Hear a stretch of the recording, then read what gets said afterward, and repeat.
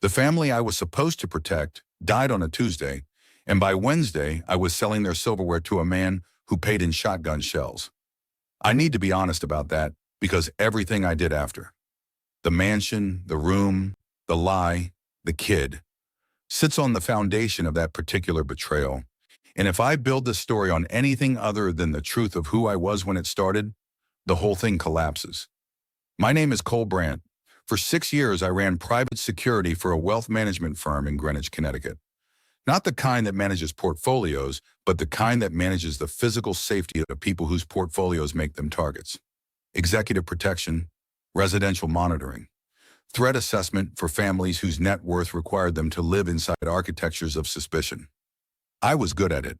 Good enough that when the Linden family hired me full-time, I moved into their guest house on the estate in Bedford and spent 3 years learning every entry point, sight line, and vulnerability of a property designed to keep the world at a comfortable distance.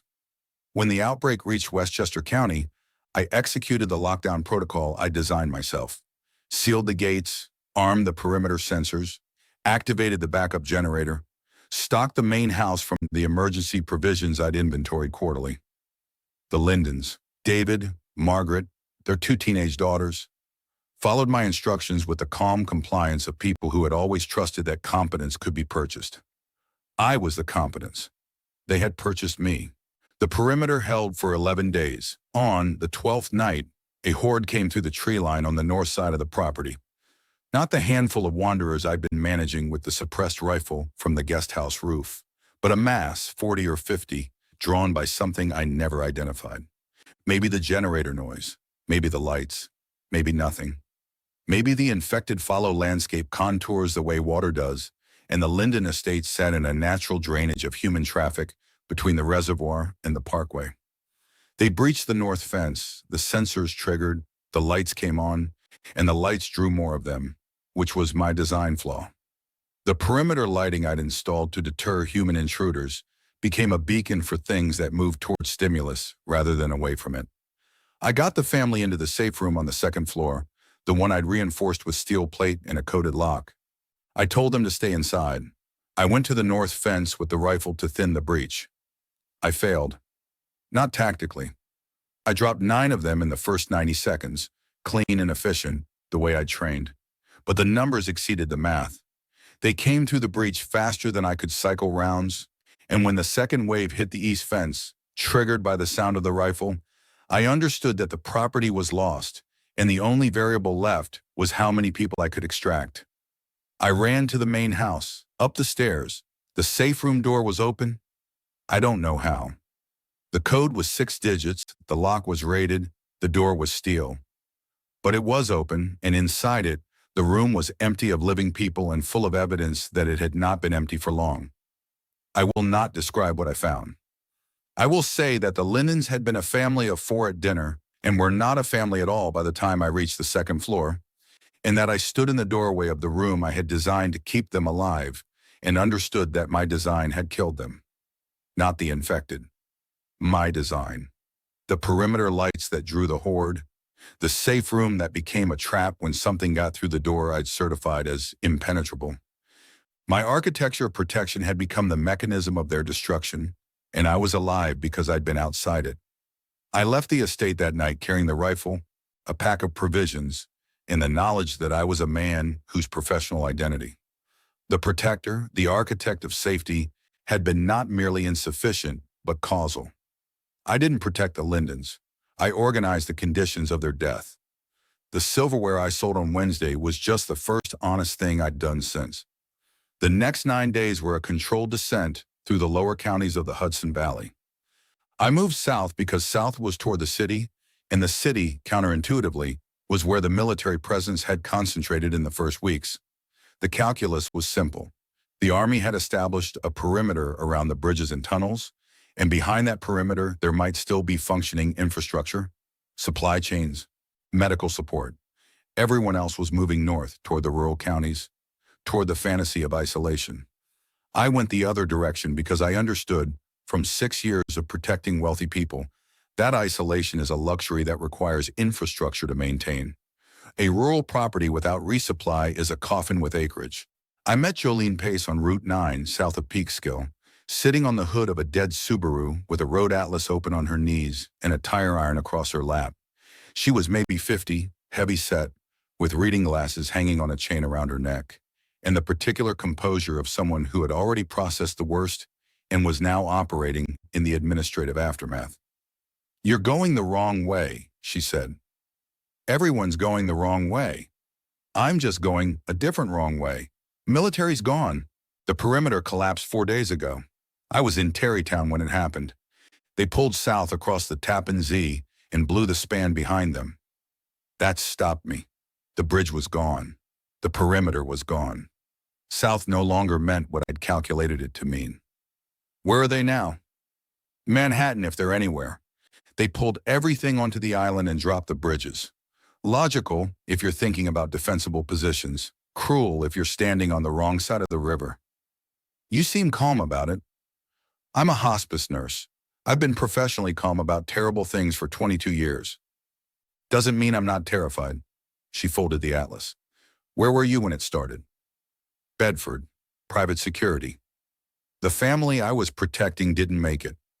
I said it flat, the way you deliver a fact you've already absorbed into the structure of who you are.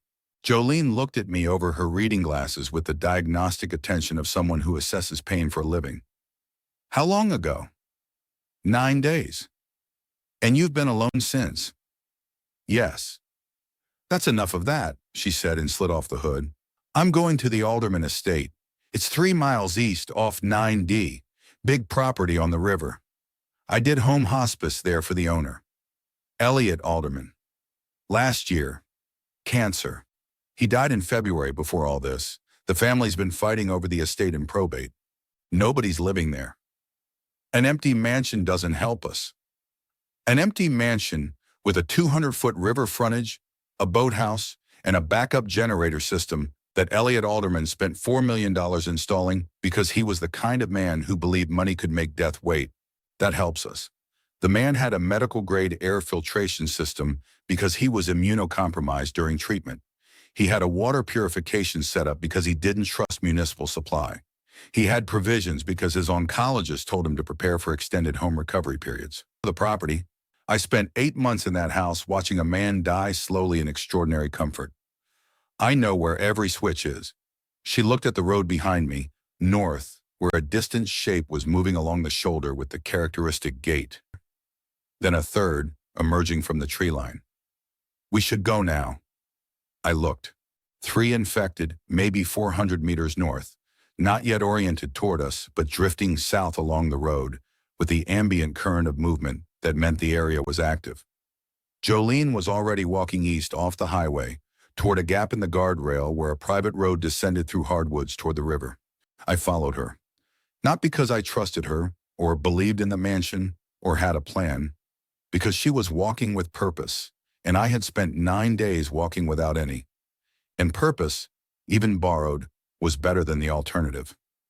The Alderman estate occupied a promontory above the Hudson, 12 acres of landscape ground descending through terrace gardens to a stone boathouse at the waterline. The main house was Georgian Revival.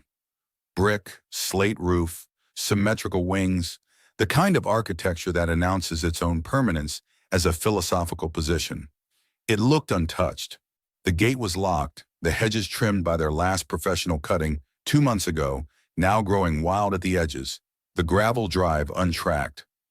Jolene had a key, not a copy, an original, on a ring with a brass hospice service tag given to her during Elliot Alderman's final months so she could access the property for overnight shifts. She opened the gate's pedestrian entrance, and we walked up the drive in the late afternoon light, with the Hudson glinting below us in the opposite shore. Rockland County, visible as a dark wooded line where Jolene noted the fires had been burning for a week until the rain put them out. The house was sealed, climate control still running on the backup system, which Jolene explained was a natural gas generator fed by a buried propane tank with a capacity she estimated at 18 months of continuous operation. The interior was dim. Automated shutters had closed when the main power grid failed, a security feature. And cool, and it smelled like a rich man's house that had been closed up for 2 months. Leather, wood polish, the faint chemical sweetness of preserved flowers in a vase on the foyer table. Jolene moved through the house with the familiarity she'd promised, opening shutters manually, checking systems, narrating as she went. Kitchen, commercial grade, stocked pantry, walk-in freezer still running. Medical suite, a converted first-floor bedroom where Alderman had spent his final months still equipped with a hospital bed, IV stands, a pharmacy cabinet that Jolene unlocked with a second key on her ring, generator room, basement level, humming steadily, fuel gauge showing 82%. Elliot built this house to keep himself alive, she said. Every system, every redundancy, every backup. It was all oriented toward one man's survival. He lost anyway, but the infrastructure doesn't know that. It's still doing its job. It just needs someone to do the job for. We secured the ground floor, locked exterior doors, checked windows, closed and latched every entry point. I did a perimeter walk while Jolene inventoried the kitchen. The property's advantages were significant. Elevation, clear sight lines down the terrace gardens, the river as a natural barrier on 3 sides of the promontory, and only a single approach from the landward side through the gated drive. The disadvantages were equally clear. Too much glass, too many ground floor windows, no hardened interior position, and a perimeter far too large for 2 people to monitor. This place isn't defensible, I told Jolene when I came back inside. It's too open, too much frontage. 2 people can't hold it. I didn't bring us here to hold it. I brought us here to use it. The supplies, the medical equipment, the generator. This is a staging area, not a fortress. Staging for what? For whatever comes next. I've spent 22 years working with dying people, Cole. The one thing they all have in common is that the ones who do best aren't the ones who fight hardest. They're the ones who use what they have while they have it. This house is what we have, for now. She was right, and I resented the rightness because it came from a framework I didn't share. I was trained to think in perimeters, threats, defensible positions. Jolene thought in terms of time and use. Not how to keep the world out, but how to function inside whatever world you had. The difference was fundamental, and I didn't yet understand how much it would cost me to learn it. That night, we ate a meal from the Alderman pantry. Canned soup, crackers, preserved fruit. At a dining table that seated 16, in a room with a chandelier and oil paintings of Hudson River landscapes that now depicted a geography of the dead. Jolene said grace. I didn't bow my head, but I didn't interrupt. Through the windows, the river moved south in the dark, carrying nothing. I found the panic room on the 3rd day, and I found it because I was doing what I always do in a structure I don't trust. Mapping it, measuring it, looking for the discrepancies between what the architecture shows and what the architecture hides. 6 years of residential security work had given me an eye for concealed spaces. Wealthy people hide rooms the way they hide money, behind ordinary surfaces, inside dimensions that don't add up, accessible through mechanisms designed to be invisible to anyone who isn't looking. The discrepancy was in the basement. The generator room occupied the east side, the wine cellar the west, a utility corridor connecting them. But the corridor was 12 feet shorter than it should have been. I measured it twice, paced it, then used a tape measure I'd found in a maintenance closet. The basement footprint was smaller than the ground floor by roughly 400 square feet, concentrated in the northwest corner, behind a wall of poured concrete that matched the rest of the foundation, but had no corresponding room on the other side. I told Jolene. She shook her head. I was in this house for 8 months. I never went to the basement. Elliot couldn't manage stairs in his last 4 months, and before that I had no reason to go down. The house staff handled mechanical issues. There's a hidden space, 400 square feet, sealed behind the foundation wall. Elliot was a private man, made his money in defense contracting. Satellite systems, communications infrastructure, government contracts. He had security clearances. The kind of person who builds hidden rooms isn't unusual in that world. I spent 3 hours searching for the access point. It wasn't on the basement level. I checked every surface, every seam, every fixture. It was on the ground floor, in the library, behind a built-in bookcase that moved on a track when I found the release mechanism hidden inside a false electrical outlet near the baseboard. The bookcase slid sideways on oiled rails, silent, revealing a steel door with a biometric scanner and a numeric keypad. The biometric was dead. Whatever network it had connected to was no longer functioning. The keypad was active, powered by the generator. I tried standard defaults. Nothing. Tried Alderman's date of birth, which Jolene provided from his medical records. Nothing. His daughter's birthday, Jolene suggested. Cora, October 14, 1991. 10/14/91. The keypad beeped. The steel door clicked. The lock disengaged with a sound that belonged to a different tier of engineering than anything else in the house. Not a residential lock, not a commercial lock, a vault mechanism, deep and precise. The door opened onto a staircase, descending 15 steps to a space that made me stop at the bottom and stand still for a long time. The panic room was not a room, it was a suite. 4 connected spaces totaling roughly 400 square feet, buried beneath the mansion's northwest corner. Constructed with a level of specification that exceeded anything I'd seen in 6 years of high-end residential security. Reinforced walls, independent air supply, water filtration, a communications array that included satellite uplink capability, a server rack still blinking with activity, and a provisions cache sealed in military-grade containers stacked floor to ceiling along one wall.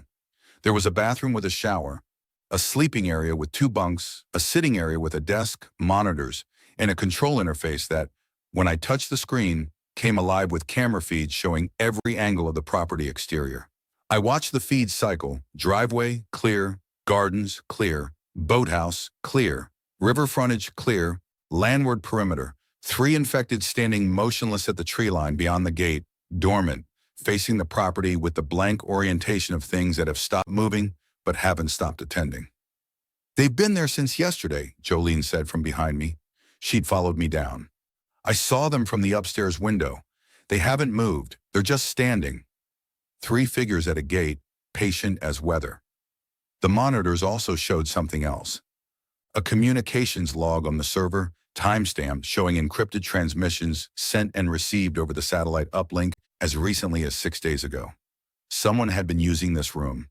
Someone who wasn't here.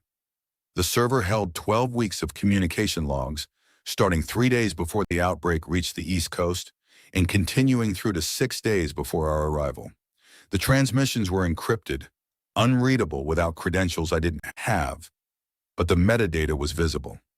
Timestamps, packet sizes, routing addresses. The traffic pattern told a story. Frequent, short bursts in the first week, daily exchanges in weeks 2 through 6. Then a tapering, transmissions growing less frequent and shorter until the final entry 6 days ago, which was a single outbound packet with no recorded response. "Someone was here," I said, "in this room, using this equipment, communicating with someone else, for almost the entire duration of the outbreak. They left less than a week before we arrived." Jolene sat on one of the bunks, her hands on her knees, studying the room with the appraising look of a woman who had spent years assessing living conditions. "Cora," she said. "Alderman's daughter?" She knew the code. She would have known about this room. Elliot was secretive with everyone else, but Cora was his executor. She managed his affairs after the diagnosis. "Where's she now?" "I don't know. I met her twice during Elliot's treatment. Young, early 30s, very controlled. She didn't grieve visibly. She managed. That was her mode. Management."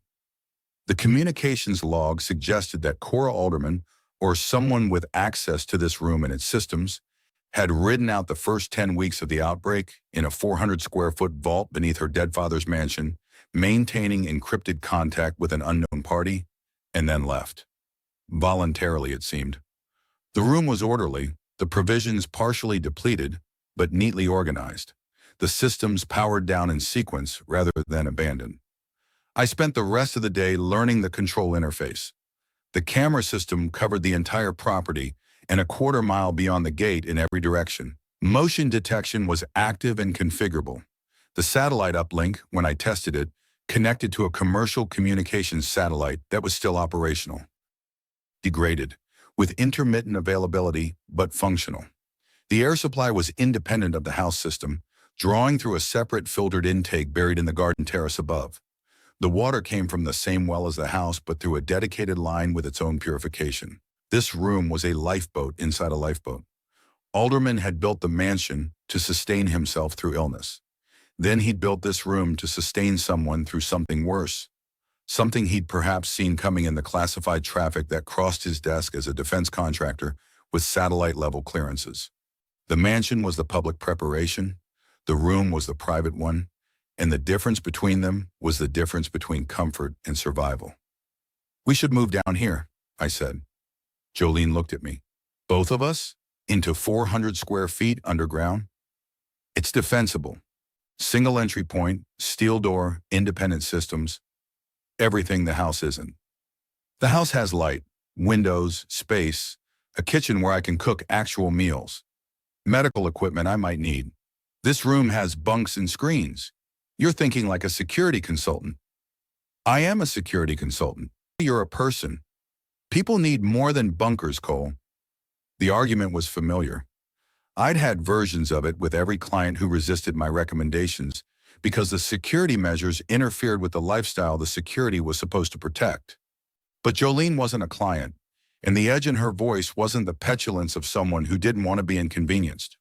It was the clinical judgment of a woman who understood that psychological survival and physical survival were not the same thing, and that sacrificing one for the other was not a trade but a collapse. We compromised. We'd use the house during the day, the kitchen, the medical suite, the living spaces. At night, we'd sleep in the panic room with the steel door sealed. The camera system would give us early warning of any approach. The satellite uplink might eventually give us contact with whatever remained of organized response. It was a reasonable arrangement. It lasted 4 days before the boy appeared on the cameras, walking up the driveway in the rain, carrying a backpack twice his size and dragging one leg. His name was Ren. He was 12, or said he was.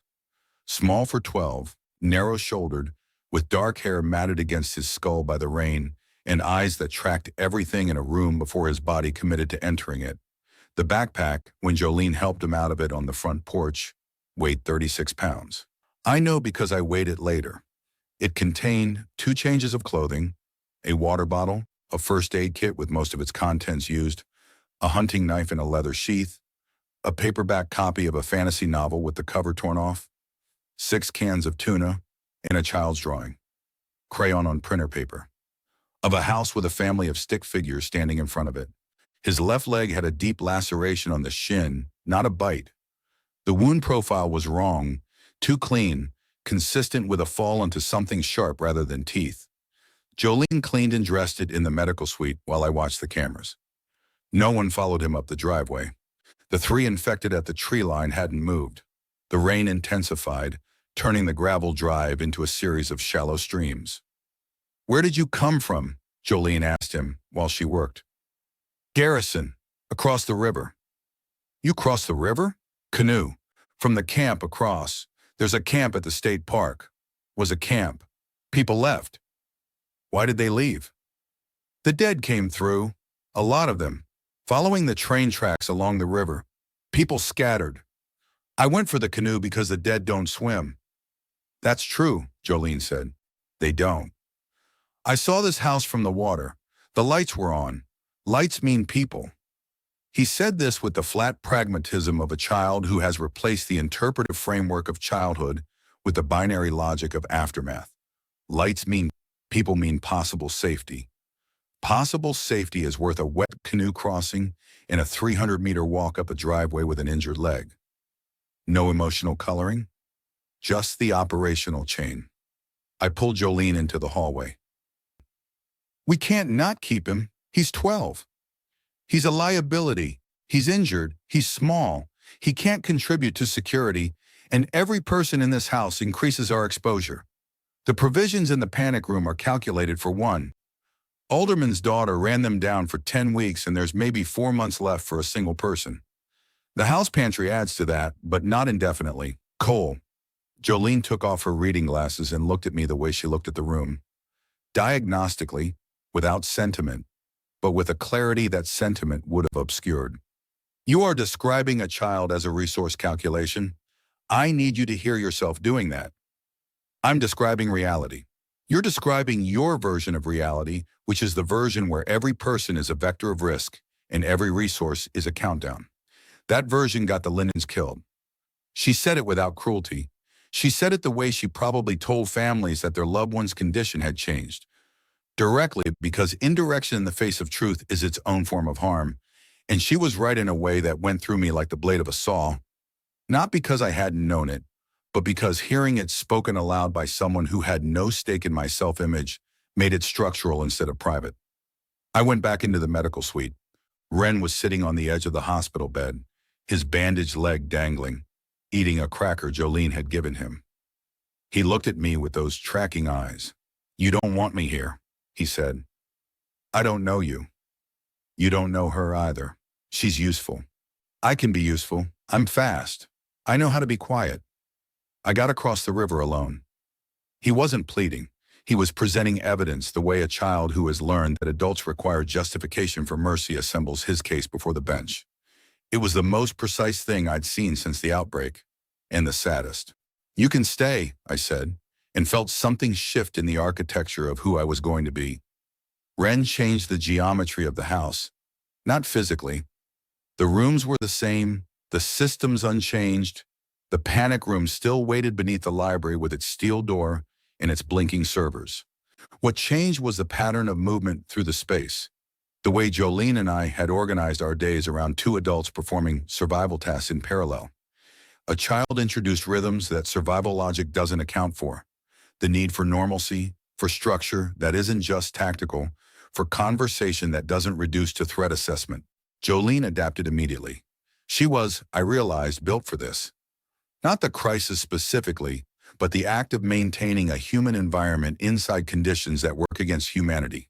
Within 2 days, she had established a routine for Ren that included meals at fixed times, reading in the library during the afternoon, basic lessons in wound care that doubled as both education and practical training. She gave the boy a job, monitoring the camera feeds in the panic room for 1 hour each morning, reporting anything he saw, learning the property's sightlines the way I had. He was good at it, better than good.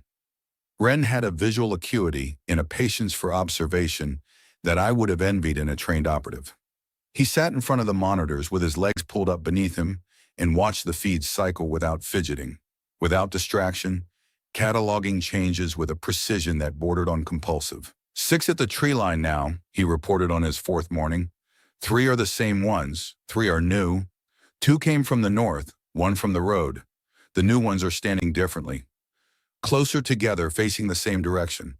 The old ones face different directions. I verified on that cameras.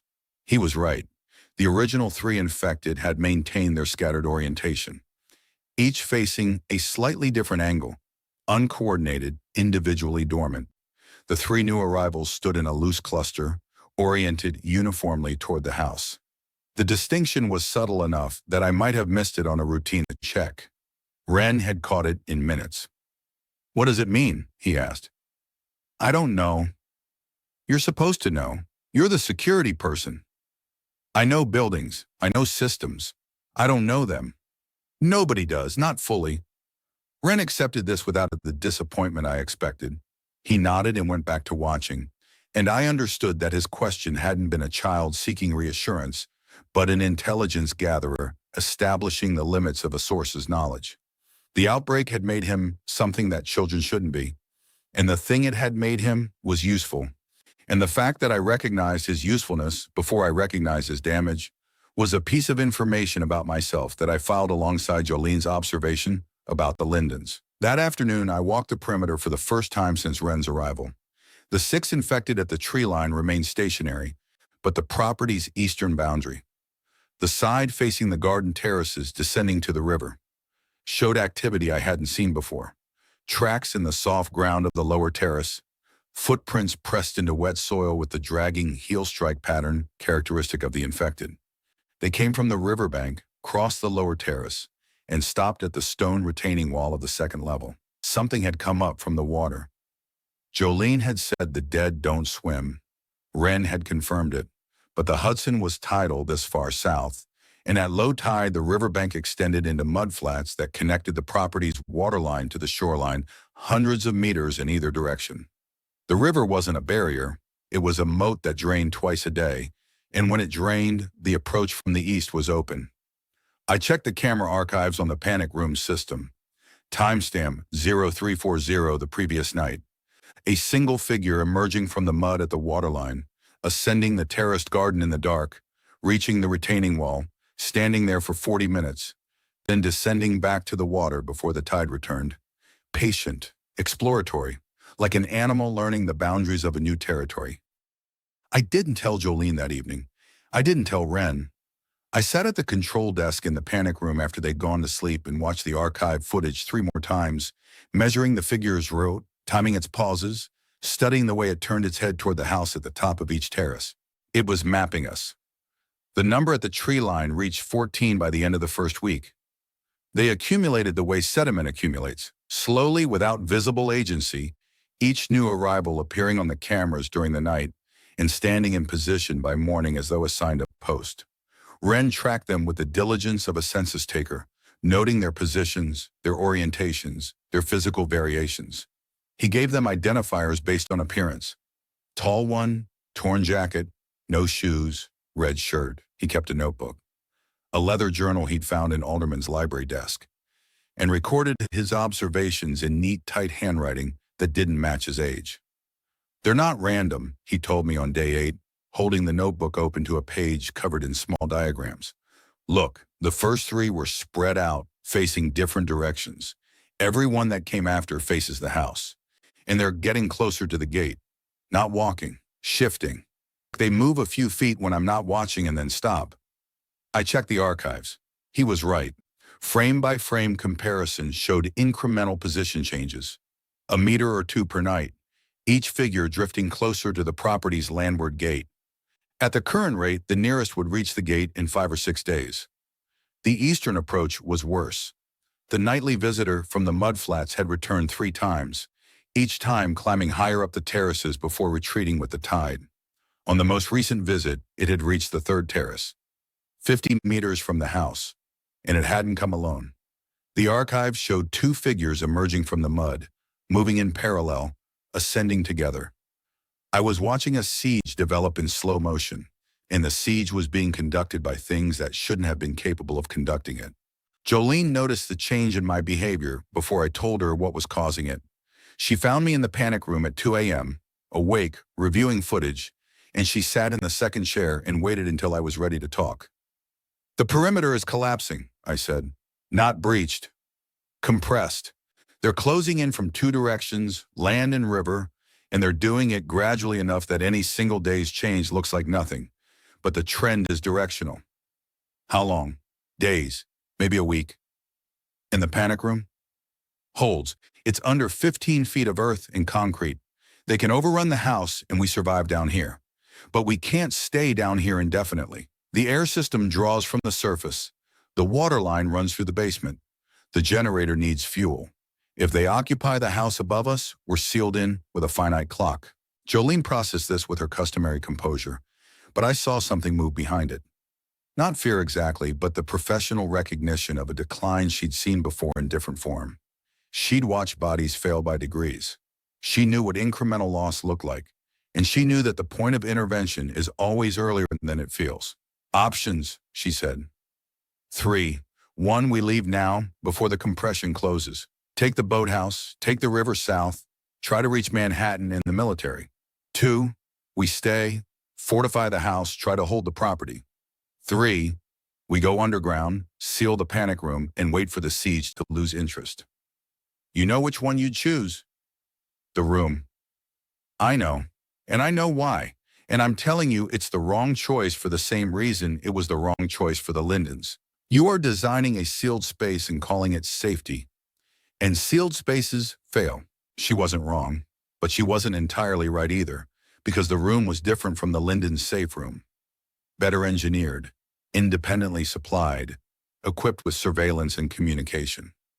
The room was what the Linden design should have been, and the part of me that had spent 9 days carrying the guilt of that failure wanted to test the corrected version, wanted to prove that the architecture could work if the architect got it right. That desire to redeem my design by re-executing it was the most dangerous thing inside the house, and I couldn't see it clearly enough to name it. Ren could. "You want to go in the room because the room is yours," Ren said. We were in the library, the three of us, the concealed bookcase standing open, the staircase descending behind it. Ren sat cross-legged on the library carpet with his notebook in his lap. He'd been listening to Jolene and me argue the same circuit for 2 days. Room versus river, seal versus run. And he'd been silent through all of it, tracking the conversation the way he tracked the cameras, cataloging the patterns. "It's not mine," I said. "It's Alderman's." "But it's what you do. You build safe rooms. You told me." "That's what you did for work. You made rooms for people to be safe in. And the room you made before didn't work, so now you found a better one and you want to get inside it and close the door and prove that a room can work." 12 years old with a lacerated leg and a backpack full of tuna cans and a crayon drawing of a family he wouldn't talk about, and he'd identified the thing that Jolene had been circling for days with her careful clinical observations. That my attachment to the panic room wasn't tactical. It was psychological. A repetition compulsion dressed in operational language. Jolene watched me receive this. She didn't add to it. She let Ren's assessment stand on its own, which was generous in a way I only recognized later. She could have used the boy's insight as leverage. Could have said, "See, even the child can see it." She didn't. She let me sit with it. "The river," I said. Ren looked at me. "The river. Jolene, can you handle a boat?" "I grew up on Chesapeake Bay. I can handle anything that floats. The boathouse has a motorboat. I've seen it on the cameras. If it runs, we take the river south. If it doesn't, we take the canoe Ren came in. The tide turns in." I checked my watch. 4 hours. We use the remaining time to pack, load the boat, and launch at slack water when the mudflats are covered and the eastern approach is submerged. "What about the landward side? 14 infected between us and the gate. We're not going to the gate. We're going down the terraces to the boathouse. The infected on the land side haven't shown any movement toward the river frontage. They're oriented toward the house, toward the driveway. If we descend through the gardens on the east side and the tide's in, we bypass them entirely. And if the ones from the mudflats are already in the water? They don't swim." "You said it." Ren said it. "Once the tide covers the flats, the eastern approach is closed. That's our window." Jolene looked at Ren. Ren looked at his notebook, flipped to a page and turned it toward us. He'd drawn a diagram. The property layout, the positions of the infected, the tide line, the path from the house through the gardens to the boathouse. He'd drawn it sometime in the last 2 days, quietly, without showing either of us, working out the geometry of the escape the way he worked out everything. By watching, recording, and waiting for the moment when the information was needed. "I drew 2 versions," he said, turning to the next page. "This one is if the motorboat works. This one is if it doesn't and we use the canoe. The canoe is slower but quieter. I think quieter matters more than speed because of the ones at the tree line." Jolene took the notebook and studied both diagrams. She handed it to me. I studied them. The boy's spatial reasoning was remarkable. Proportions roughly accurate. Distances estimated with the consistency of someone who had calibrated his eye against known measurements. The routes were sensible. The logic was sound. "How did you learn to do this?" I asked. "I watched you. You walk the perimeter every day, and you count things and you measure things. I just wrote it down instead of keeping it in my head." He said this without pride, without the expectation of praise. He said it as a description of method, and in the description I heard something that recalibrated my understanding of what I'd been doing in this house. I'd been pacing the perimeter as a security ritual, performing the habits of my professional identity. Ren had been converting those habits into something transferable, something that lived on paper instead of inside my head, something that could survive me. We had 4 hours. I used the first to go back into the panic room one final time. Not to stay, not to seal the door, but to take what we needed. The provisions cache yielded 12 sealed ration packs, 2 water purification bottles, a medical kit superior to anything in the house above. The communications array yielded something more valuable. I powered up the satellite uplink in search for active channels, and on a military coordination frequency, I found a repeating automated broadcast. Manhattan Secure Zone operational, naval support active. Civilian intake at Pier 79 and Pier 84, west side. Approach by water recommended. Bridge and tunnel access denied. Repeat, approach by water. Screen and process at intake, medical, provisioning, shelter available. Manhattan Secure Zone operational. The broadcast was time-stamped and refreshing, which meant it wasn't a recording left running on a dead system. Someone was maintaining it, updating the timestamp, keeping the signal alive. Manhattan was real. The military was there. And the recommended approach was exactly what we'd planned. By water. I copied the frequency and the coordinates onto a card and put it in my chest pocket. Then I did something I hadn't planned. I sat at the control desk and typed a message into the satellite uplink's text interface, addressed to whatever routing address had been receiving Cora Alderman's encrypted transmissions. Cora, if you receive this, your father's house is being evacuated. 3 survivors use the property and the room. We are heading south by river to Manhattan intake. The house will be overrun within days. The panic room is intact and provisioned. If you return, know that the eastern approach is compromised at low tide. The room holds, but not forever. And Dylan Colbrant, guest. I don't know why I wrote it. I owed nothing to a woman I'd never met. But the room had sheltered us, and the room was hers. And the act of leaving a message felt like the minimum debt a person pays to a structure that kept them alive. Not gratitude exactly, but acknowledgement. The room existed because Elliot Alderman had loved his daughter enough to build her a place beneath the world. The least I could do was tell her what had happened to it. I powered down the uplink, climbed the stairs, and closed the bookcase behind me. Jolene had packed the kitchen provisions into waterproof bags she'd found in the boathouse. She'd made a trip down the terraces alone while I was underground, scouting the route, confirming the motorboat's presence. A 22-foot Boston whaler with an outboard, she reported.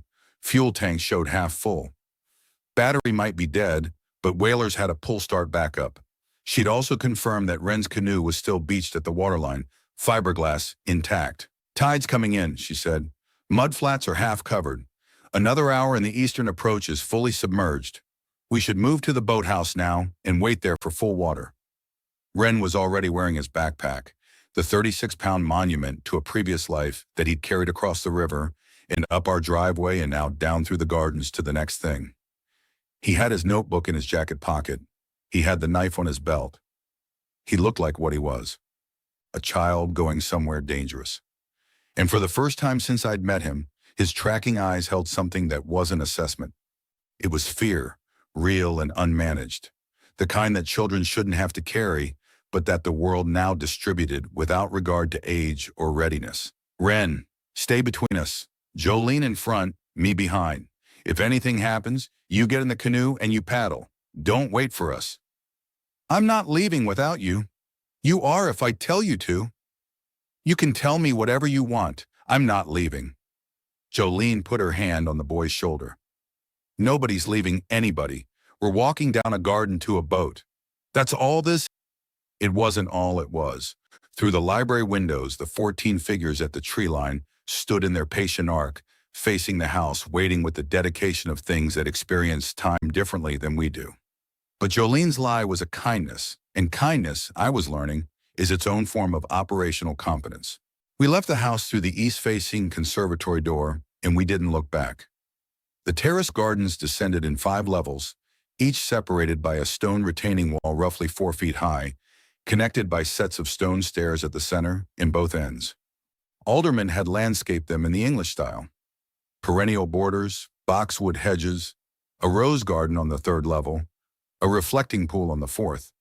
2 months without maintenance had softened the edges. The hedges were shaggy, the perennials bolting, the reflecting pool green with algae. The decay made the descent feel like moving through time. Each terrace a further step from the maintained world into the wild aftermath. Jolene navigated the stairs with the sure-footedness of someone who'd walked hospital corridors at 3 a.m. for decades, her body calibrated to move through spaces without waking the sleeping or alerting the dying. She carried the heaviest pack, provisions and medical supplies, and managed the stone steps without sound. Ren followed her, his injured leg requiring him to descend each step with a half hop that he'd practiced on the mansion's interior staircase until he could do it silently. I came last, walking backward down each flight, watching the house above us shrink as we descended. On the third terrace, the rose garden, I saw movement at the top of the property. The infected at the tree line had shifted, not toward the gate, as they'd been doing incrementally for days, but laterally toward the eastern corner of the perimeter fence. They weren't approaching the house. They were approaching the eastern sight line, the line that would give them visibility down the terrace gardens to the river. "Move," I said low. "Faster." Jolene didn't ask why. She increased her pace, and Ren matched her with the kind of adaptive quickness that children have and adults lose. The ability to shift gears without the cognitive lag of processing the reason for the shift.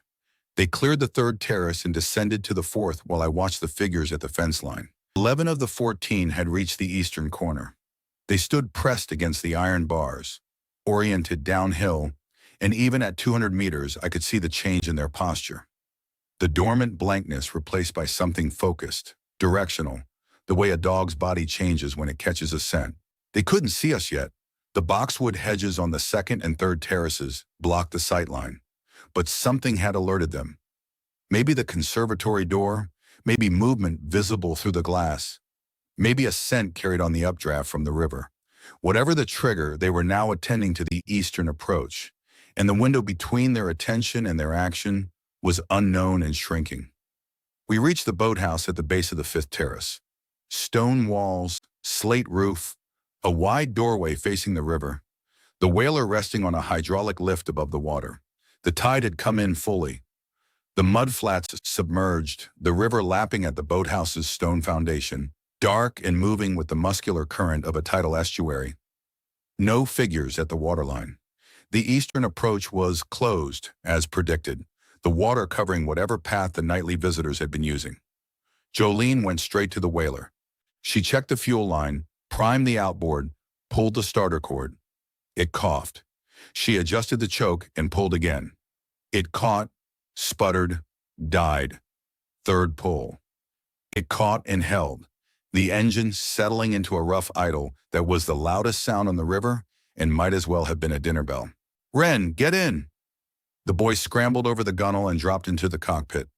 I lowered the packs down to him. Jolene was already at the helm, nursing the engine, keeping the RPMs low. Behind us, above us, the sound I'd been waiting for. The iron fence at the property's eastern perimeter, groaning under distributed pressure. They were pushing, all 14, pressing against the iron bars with the collective patient force of things that don't tire, don't relent, don't calculate the cost of effort. The fence was residential grade, decorative. It was never meant to hold. I released the hydraulic lift. The whaler settled into the water with a splash that echoed off the boathouse walls. I stepped from the dock into the boat as Jolene engaged the throttle, and we pulled out of the stone archway into the Hudson's current as the fence above us began to fold. The river took us south at 6 knots under engine plus current, the whaler cutting through the chop that the afternoon wind had built on the surface. The Hudson was wide here, nearly a mile across, and the width felt like the first honest safety we'd had since the outbreak. Not because water was impenetrable, but because it was measurable. I could see both shores. I could calculate the distance to the nearest land. I could quantify the threat for the first time in weeks, and the number was 0 because the dead don't swim. Behind us, the Alderman estate shrank on its promontory, the Georgian brick catching the afternoon light, the terrace gardens descending to the boathouse we'd just vacated. I watched through the whaler's windscreen as figures appeared on the lowest terrace. First 3, then 6, then more, spilling down the stone stairs with the cascading motion of water released from a dam. They reached the boathouse. They reached the waterline. They stopped.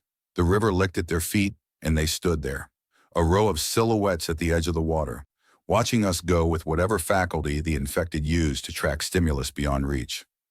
Ren sat in the cockpit between the packs, his notebook open, sketching the shoreline as it passed. He drew quickly, capturing shapes rather than details. The profile of a bridge, the outline of a riverside town, the position of smoke columns that marked fires still burning in the valley. He was building a record, I realized. A map of passage. The act of documentation had become his way of processing forward motion, converting the overwhelming present into organized marks on paper. Jolene drove. She handled the boat with the offhand competence she'd promised, adjusting trim, reading the current, keeping us in the channel's center where the depth was greatest and the distance from both shores maximized.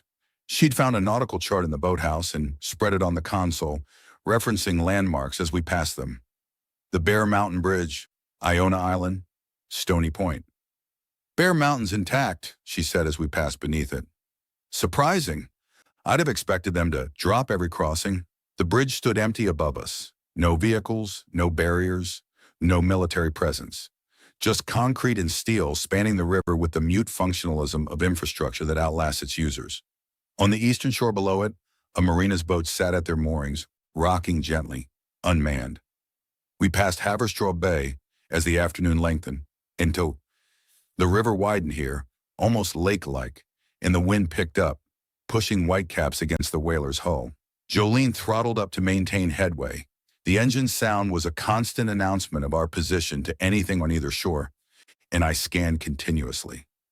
Binoculars from the boathouse, slow sweeps from bank to bank, looking for movement, for patterns, for the behavioral signatures I'd been learning to read over 9 weeks of surviving among things that used to be human. The eastern shore was quiet. The western shore, the Rockland County side, showed activity in 2 locations. A cluster of infected near a waterfront park, standing in the shallows, and a larger group further south moving along the railroad tracks that paralleled the river.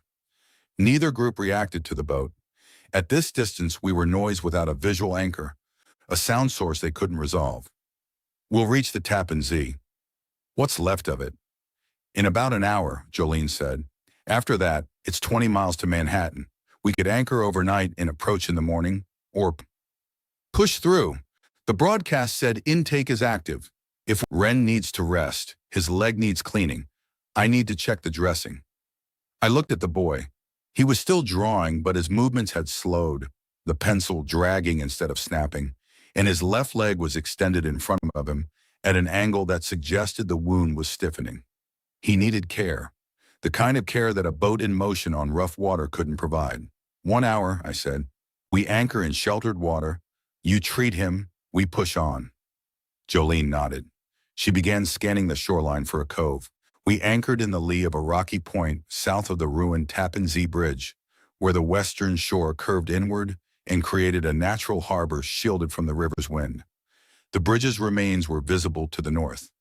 The central span dropped cleanly, the approach ramps sagging but still connected to their abutments. The demolition precise in the way that military demolition always is, destructive and tidy. Beyond the gap, the eastern approach ramp held a row of abandoned vehicles stretching back toward the toll plaza, a frozen column of people who had tried to cross and found the bridge already gone. Jolene treated Ren's leg by flashlight in the whaler's small cabin. A V-berth, tight but dry, the kind of space designed for napping between fishing runs. She cleaned the wound, applied fresh antiseptic, rebandaged it with supplies from the panic room's medical kit. The laceration was healing cleanly, she said. No infection, no inflammation. The boy would limp for a while, but the tissue was closing. You're a good healer, she told him. I'm a good trier, he said, which was the most childlike thing I'd heard him say, and it made something in my chest tighten that I didn't examine. While Jolene worked, I sat on the whaler's stern with the binoculars and watched the shores. The rocky point was quiet. No movement, no sound except the water and the wind. The sky had cleared into a late spring evening, pale blue shading to copper in the west, and the river carried the light south toward the city in long rippling sheets. Beautiful. Uselessly, insistently beautiful. The way the world kept being despite what was happening on its surface. I thought about the panic room.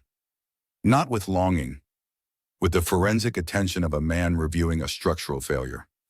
I had wanted to stay in that room.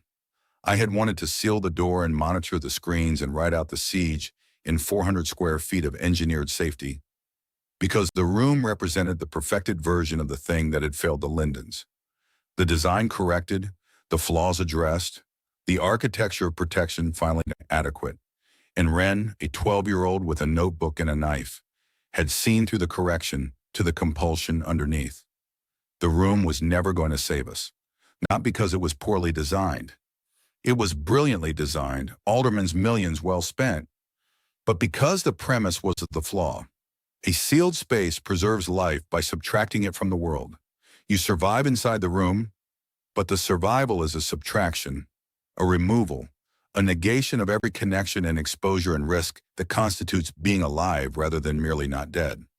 Jolene had been saying this from the beginning. Ren had diagrammed it. I'd needed the siege at the fence, the figures on the terrace, the sound of iron folding, to understand it in my body instead of just my head. The Lindens didn't die because my safe room failed. They died because I'd organized their survival around a space that separated them from the world. And when the separation was breached, they had nothing. No mobility, no alternative, no practice at navigating threat because I'd designed a system that eliminated threat rather than teaching them to move through it. Cole, Jolene emerging from the cabin. He's asleep. Good. You're thinking about the room. I'm finished thinking about the room. She sat beside me on the stern. The river moved around the hull. The evening deepened. 20 miles, she said. We can be there by midnight if we leave now. Let him sleep another hour. An hour. She looked at the sky, at the ruined bridge, at the dark water moving south. Elliot Alderman would have appreciated this. The man spent $4 million building a room to hide in, and the people who used it ended up on a boat in the open air, heading towards something instead of away from it. He'd have hated it, but he'd have appreciated it. You liked him. I liked all my patients. That was the job. To be present with people while their situations became untenable. Sound familiar? It did, more than I wanted to admit. We sat in the quiet for a while, and then Ren's hour was up, and we pulled anchor and went south. Manhattan announced itself by light, not the full metropolitan blaze of its former life. Nothing that coherent or profligate, but a concentrated glow on the western waterfront, visible from 5 miles out as an amber line between the dark water and the dark sky. Generators, floodlights, the kind of illumination that says military presence with the vocabulary of visible power consumption. As we closed the distance, the glow resolved into details. Light towers at regular intervals along the piers, the silhouettes of naval vessels moored in the Hudson, the moving beams of searchlights sweeping the river's surface in overlapping arcs. One of those beams found us at 2 miles out. It locked on, blinding, the whaler's cockpit suddenly white and shadowless. Jolene held course and speed, one hand on the wheel, the other raised palm out toward the light in the universal gesture of no threat. A loudspeaker barked from somewhere behind the beam. Amplified, distorted by distance but comprehensible. Vessel approaching. Identify and state purpose. 3 civilians, Jolene shouted back. 2 adults, 1 child. Requesting intake. We heard the broadcast. A pause. The searchlight held. Then, reduce speed to idle. Approach Pier 84. You will be met by a screening team. Any weapons visible will be treated as hostile. I put the Glock on the deck. Jolene throttled down. The whaler crept toward the pier at walking pace, the engine barely turning over, the current carrying us the rest of the way. Ren was awake now, standing in the cockpit, his notebook clutched in both hands, watching the pier grow from abstraction to reality. Concrete pylons, metal decking, figures in uniform moving under the light towers, the organizational geometry of a functioning military installation. They met us at the dock. 4 soldiers, armed but not raised, wearing NBC-rated protective gear with face shields pushed up. A medic, a woman with a tablet computer who asked our names, our point of origin, our route. Behind them, the pier extended toward a processing area. Tents, tables, more personnel.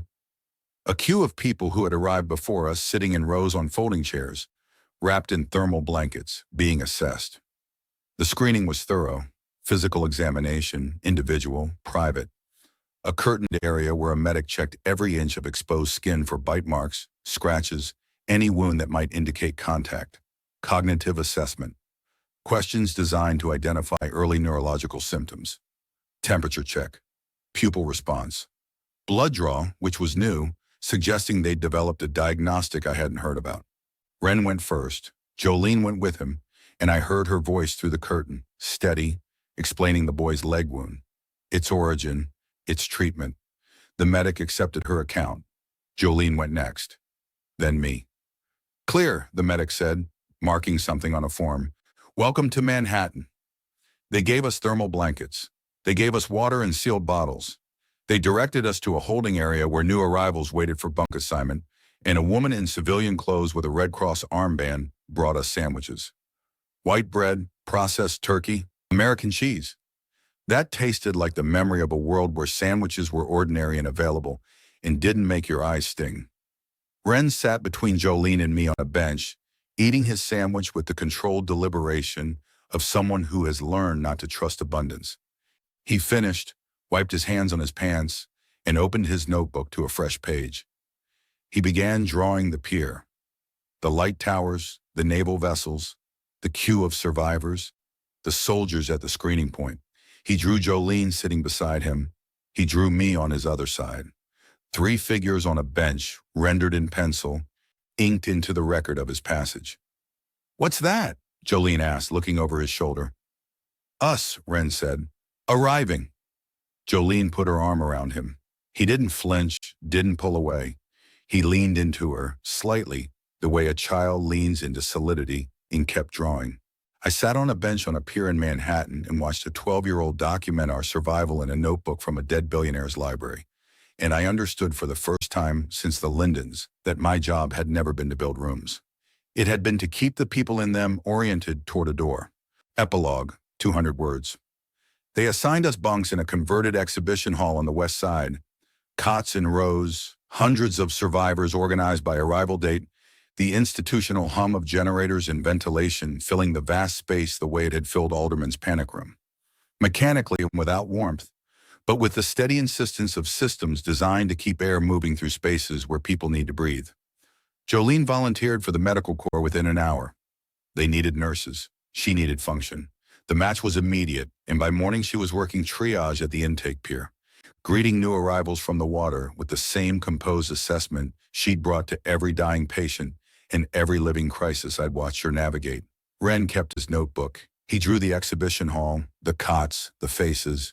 He drew the view from the pier, the river, the dark shores, the distant fires. A staff psychologist tried to assign him to the children's group. He attended once, returned, and told me it wasn't for him.